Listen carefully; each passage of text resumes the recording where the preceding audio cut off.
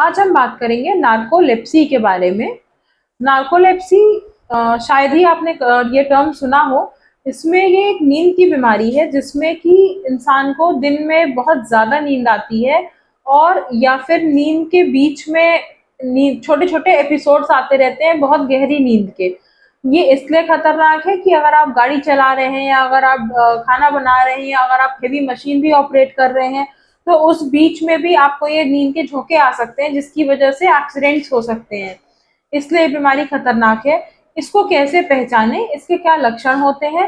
तो पहली चीज़ कि डे टाइम स्लीपीनेस बोलते हैं, कि दिन में ज़रूरत से ज़्यादा इंसान को नींद आएगी, जमाइयाँ आएँगी, छोटे-छोटे नींद के एपिसोड आएँगे जिसमें इंसान अगर किसी के साथ बैठ के बात भी कर रहा है या कुछ काम कर रहा है, तो वो कुछ मिनटों के लिए पूरी गहरी नींद लेके फिर उठ जाएगा वापस से, जैसे कुछ हुआ ही ना हो।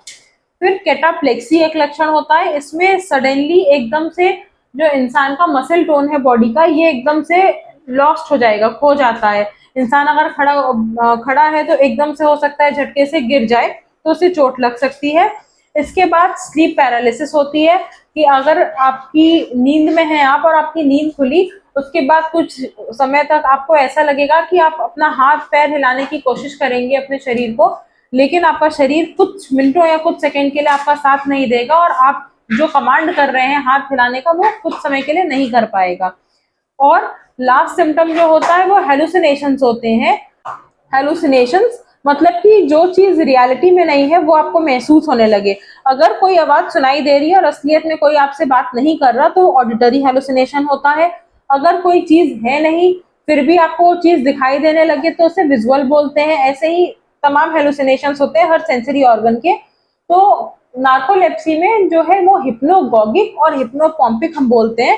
हिप्नोगॉगिक होता है कि जब हम नींद में जा रहे हो तो हमें हेलुसिनेशंस होने लगे, और पॉम्पिक मतलब होता है कि जब हम नींद से हम जाग रहे हो नींद के एपिसोड से, तो हमें या तो आवाजें आने लगे, या हमें कुछ दिखाई देने लगे, या स्मेल आने लगे, तो ये हेलुसिनेशंस हो सकते हैं।